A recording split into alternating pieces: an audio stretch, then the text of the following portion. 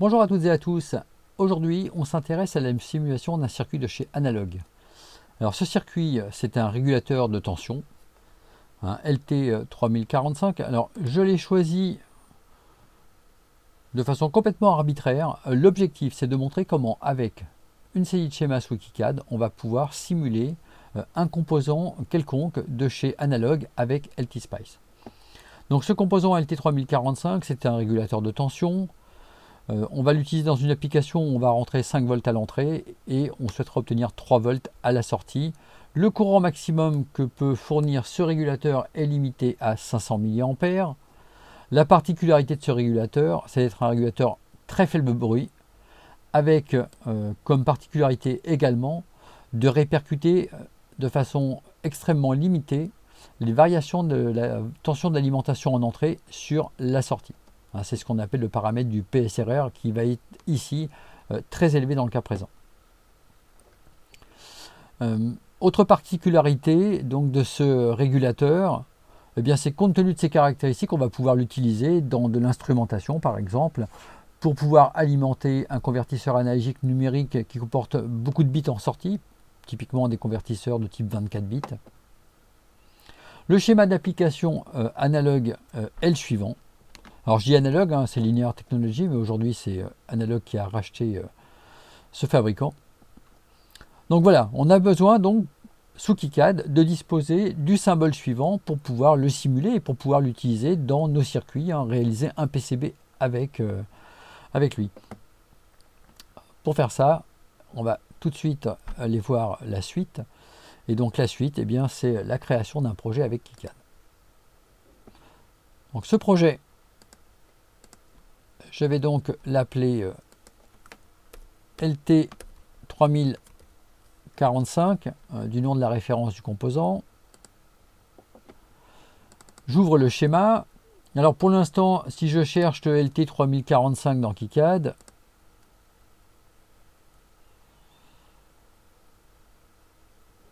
voilà, LT3045. Ah, ben je le trouve parce que j'ai oublié de le supprimer pour vous montrer comment ça marchait. Donc on va faire une petite pause. Donc vous, si vous le cherchez, LT3045, alors effectivement, on va en trouver un. Le voici. Bon, il n'est pas réparti de la même façon. Bon, par contre, effectivement, ça convient. Alors, il s'agit ici du modèle de type MSOP 12.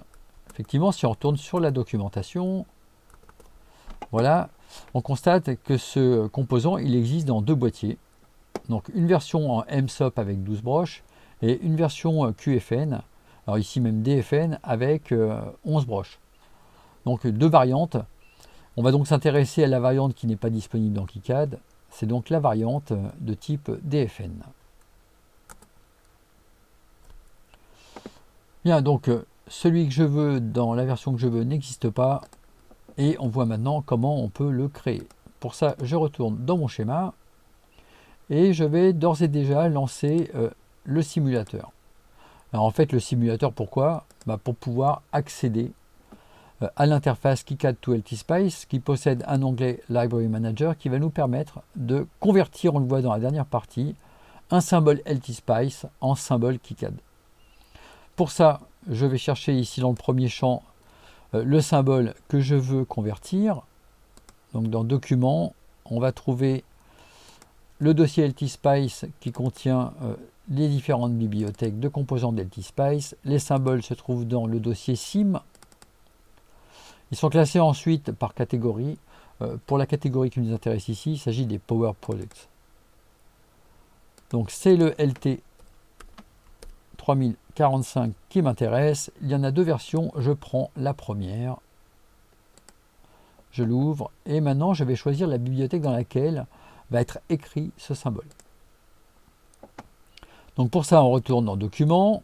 On va maintenant aller dans le dossier KiCad to LT-Spice. Lib for KiCad, et là il y a une bibliothèque générique dans laquelle vous pouvez mettre l'intégralité des composants que vous voulez convertir. Donc LT-Spice to KiCad.lib. Alors on procède à la conversion, on ferme, et puis maintenant bien, on peut ajouter le symbole correspondant. Donc si je le cherche, LT3045, voilà ce qu'on a obtenu avec l'opération de conversion. Bon, l'intérêt, c'est qu'en prenant le symbole LTSpice, on retombe sur quelque chose qui ressemble en plus à ce qui est fourni dans la documentation ici. Alors, je vais réaliser le schéma rapidement, et puis ensuite, on voit comment on peut simuler ce circuit.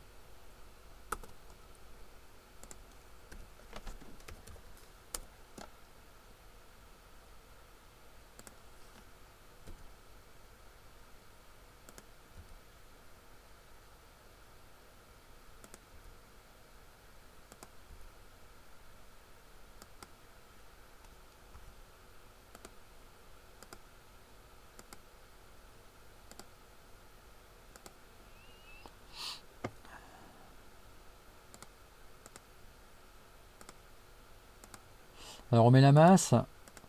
Alors la masse, c'est toujours le 0 de Spice. Toujours aussi mal fichu avec son 0 qui n'est pas placé au bon endroit.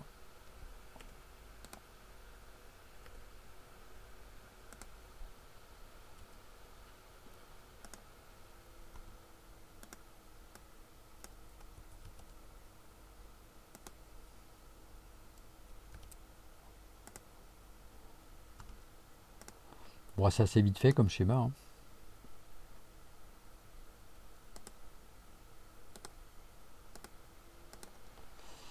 Les deux sorties sont reliées ensemble.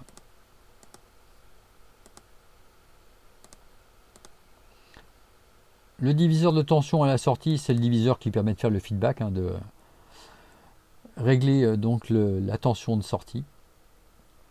On va placer un port en sortie que l'on va assez logiquement appeler sortie. On va même le décaler un peu plus. On va également ajouter par rapport au schéma une résistance de charge pour que le composant puisse travailler en pleine charge. Pleine charge ici, ça voudra dire, bien, ça voudra dire 500 mA. On est en 3 volts à la sortie, 500 mA, il faut donc mettre 6 ohms pour obtenir les 500 mA. À l'entrée, je vais mettre une source de tension. Alors cette source de tension, je la prends de type VDC. Attention, c'est toujours dans le dossier simulation Spice que l'on récupère le symbole correspondant. Voilà, je récupère l'alimentation au niveau de la masse.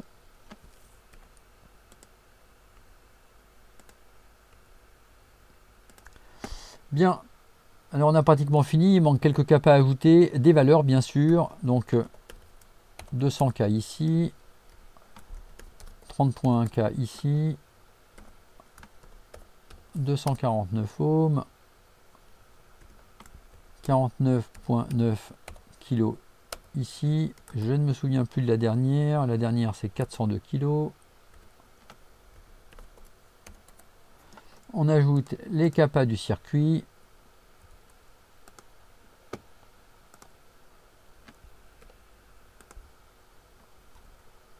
Alors, à noter que là pour la capa, je mets une capa générique. Cette capa, dans l'absolu, il est important de la choisir, enfin d'en choisir une réelle. Alors les capas réelles, on les a dans les bibliothèques, alors on va le voir tout de suite, qui proviennent d'LTSpice. Celles-ci, elles ont été ajoutées dès le départ. Vous avez les capacités qui se trouvent dans le dossier LTSpice capacitor ici. Et là, ce sont des capacités réelles, donc qui ont été totalement modélisées. Et dans le cas d'un circuit comme celui-ci, si on utilise une capacité dont la résistance série ou l'inductance série est trop élevée, on risque d'obtenir une oscillation à la sortie, une instabilité du circuit. Donc il est important, lorsque l'on veut être certain que tout va se comporter correctement en réel, d'utiliser une capacité réelle, donc le modèle d'une capacité réelle pour pouvoir faire la simulation. Alors pour pouvoir faire ça, il faudrait filtrer avec 10 micros, et voilà, voilà tout ce qu'on nous propose chez LTSpice. Non, il faut filtrer un petit peu mieux. Alors est-ce que c'est le symbole 10 micros qui a été utilisé? Ouais, c'est le symbole 10 micros. Donc capaciteur, voilà. Ici, on a un certain nombre de capacités. Et là, maintenant, on pourrait faire effectivement la simulation avec une résistance série réelle. Bon, pour ça, il faut aller consulter la documentation. Ça sort un petit peu du cadre de cette vidéo, puisque là, on s'intéresse uniquement donc, à la mise en place d'un circuit, d'un nouveau circuit que l'on est allé chercher dans les bibliothèques LTSpice. Mais il faut bien avoir conscience que le choix de la capacité a son importance. Donc 10 micros ici. J'en ai besoin d'une autre à cet endroit-là pour terminer la saisie de mon schéma.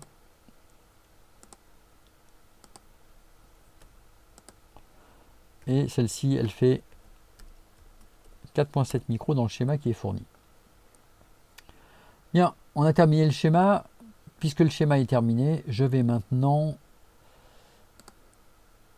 numéroter l'ensemble des composants. Donc ça, c'est la phase de notation. Bon, elle est terminée, elle se passe sans souci. Et une remarque tout de suite avant de lancer la simulation. Le générateur que j'ai choisi à l'entrée, cette source de tension V1, c'est du VDC. C'est utile quand on veut faire une analyse en courant continu. Et cette analyse en courant continu, eh bien, ou en statique, comme vous voulez, elle n'est possible, elle ne correspond pas à une simulation temporelle. Moi, ce qui m'intéresse, c'est de voir comment va évoluer ma tension de sortie d'un point de vue temporel. Pour pouvoir faire ça, j'ai besoin de préciser ici que ma source V1 est une source temporelle, et pour ça, je vais aller éditer son modèle. Donc j'appuie sur E, j'édite le modèle SPICE de V1, et j'ajoute une caractérisation d'un point de vue temporel, alors sous la forme d'une impulsion. Donc 0 volt au départ, 5 volts ensuite, on va mettre un retard d'une microseconde, un temps de montée d'une microseconde, tout ça c'est relativement négligeable par rapport aux échelles de temps qui vont venir, et je vais considérer qu'elle fonctionne pendant au moins 10 secondes, avec une période de 11 secondes. Bon, l'essentiel c'est que moi de toute façon je ne vais pas simuler jusqu'à 10 secondes, donc j'aurai bien quelque chose qui correspond à une alimentation qui vient d'être allumée en quelque sorte à t égale 0. Oui, pardon, il ne faut pas mettre les secondes. Voilà. Donc maintenant, on a une caractérisation temporelle de notre générateur de tension à l'entrée. Alors, je peux lancer la simulation maintenant. Hop, j'enregistre. Net, Spice, et je lance le simulateur. Alors, on va demander une simulation pendant 1 seconde. Et puis un pas maximum de 1 microseconde. Un pas par défaut. Voilà. Donc là, la netlist est chargée dans LTSpice. Alors, je vous le dis tout de suite, on va obtenir une erreur. Effectivement, quand on simule, le simulateur nous dit eh bien, que le composant qu'on cherche à simuler dispose de moins de broches que sa définition dans le modèle SPICE. Bien, alors ça provient en fait de l'opération de conversion. Alors cette opération de conversion, elle s'est bien comportée. Pour comprendre, je vais venir éditer ici le symbole. Propriété, éditer avec l'éditeur de librairie. Ce symbole, je vais voir l'intégralité de ces broches par l'intermédiaire de cet outil qui me permet de voir l'ensemble des broches du composant. Et là, je vois qu'effectivement, il y a un trou, il manque la broche numéro 2. Alors pourquoi est-ce que cette broche est manquante? On revient à la documentation, on descend un peu, on revoit les différents boîtiers. Effectivement, la 1 et la 2 sont identiques, elles sont toutes les deux, elles correspondent toutes les deux à l'entrée. Alors c'est la raison pour laquelle dans le schéma, dans le symbole LTSpice, cette broche n'a pas été mise. Pour autant, nous, on en a besoin, parce que si on veut réaliser un PCB, on va en avoir besoin. Donc on va aller l'ajouter. Pardon, on retourne dans l'éditeur ici. Bon, également, on peut noter que la broche numéro 11 qui correspond au power pad de la masse est manquante. Il faudra l'ajouter pour pouvoir réaliser le PCB correspondant. Donc ici, j'ajoute la broche correspondante. Pour l'ajouter, la nouvelle broche, Donc c'est IN. Le numéro de pin, c'est donc 2. On va la mettre en passif comme toutes les autres. Et on peut la laisser visible. Par contre, au niveau de la longueur, on va choisir 0. Voilà, comme ceci. Et on va venir la superposer à celle qui existe déjà. Voilà. Donc j'enregistre, CTRL S, je referme et maintenant je peux relancer la simulation. Donc on simule pendant une seconde, on a dit. Voilà, on envoie la simulation. On exécute. Cette fois-ci, les choses se passent correctement. Et on va pouvoir afficher l'état de la sortie. Donc voilà ce qu'on obtient pour la sortie. Donc cette sortie, elle évolue très rapidement vers 2,7 volts. Et puis ensuite, lentement, on va venir se caler sur les 3 volts qui sont effectivement attendus à la sortie. Alors, on peut voir que c'est un processus qui est lent. Hein. Il faut aller plus de 600 millisecondes pour que la tension soit stabilisée à la sortie à la valeur souhaitée de 3 volts. Donc dans cette vidéo, on a vu comment on pouvait générer un nouveau symbole pour KiCad à partir de ce qui existe dans la bibliothèque des symboles de LTSpice, et on a vu comment on pouvait simuler ce symbole. Donc dans une première approche, on a vu qu'il fallait également ajouter une broche qui était manquante. On aurait pu procéder autrement en utilisant une séquence alternative, donc au niveau de la simulation. Mais je vous rappelle que l'objectif, c'est de pouvoir réaliser un PCB ultérieurement. Alors pour réaliser le PCB ultérieurement, normalement, on a même besoin d'ajouter donc la broche numéro 11 du PowerPad. Donc je vous propose de voir ça tout de suite et de voir ce que ça va impliquer également au moment de la simulation. Donc on y revient. Donc retour sur KiCad. Alors la raison pour laquelle on ne voit pas KiCad, je l'ignore. Voilà, hop, c'est reparti. Donc on est sur KiCad. Et là, à partir d'ici, eh bien on édite à nouveau le symbole. Propriété, éditer avec l'éditeur. Donc ce qui est manquant, en fait, c'est une broche de masse supplémentaire qui correspond au PowerPad. Hop. Donc c'est un GND sur la broche numéro 11. Allez, je retourne sur la documentation. Voilà, c'est le PowerPad qui se trouve ici. Donc je l'ajoute. Au niveau de la longueur, je mets 0, effectivement. 1, 1, 1, 1. Et plutôt que de mettre droite, je vais mettre haut. Voilà, comme ceci. Et je vais logiquement la superposer ici. Puisque c'est une deuxième broche de masse. Et comme ça, elles seront reliées toutes les deux. J'enregistre. Un CTRL S pour enregistrer. Je quitte. Je reviens sur mon schéma. Et je relance la simulation. Voilà, on exécute la simulation. Là, bien sûr, on obtient une erreur, puisqu'il nous dit maintenant que l'instance du composant a plus de broches que la définition. La logique, on a ajouté une 11e broche, on a vu que dans la définition, il n'y en avait que 10. Alors, comment gérer ça? Je rappelle que l'objectif de gérer tout ça, c'est d'avoir un composant ici qui correspond exactement à ce que je vais vouloir router par la suite lorsque je vais faire un PCB. On va éditer. On va aller dans l'édition du modèle Spice et ici on va ajouter une séquence alternative. Et dans cette séquence alternative, on va préciser uniquement ce qui doit être utilisé. Et on ne met pas la 11e broche. Bon, ça veut dire que la broche numéro 1 du composant va être associée à la broche numéro 1 du modèle de simulation. Et on le fait pour les 10 premières, on oublie la 11e. Ok, ok, je sauvegarde et je relance maintenant la simulation pour une seconde.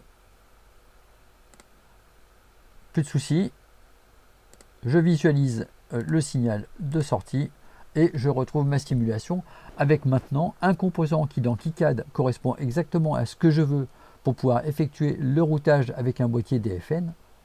Et dans le même temps, je suis capable d'obtenir correctement ma simulation. Donc dans cette vidéo, on a vu également comment on pouvait gérer ce problème de séquence alternative. Et c'est quelque chose qui est très souvent utile. Qu'est-ce qu'on pourrait ajouter? Ce qu'on pourrait ajouter, c'est que si vous avez apprécié cette vidéo, pensez à mettre un pouce bleu.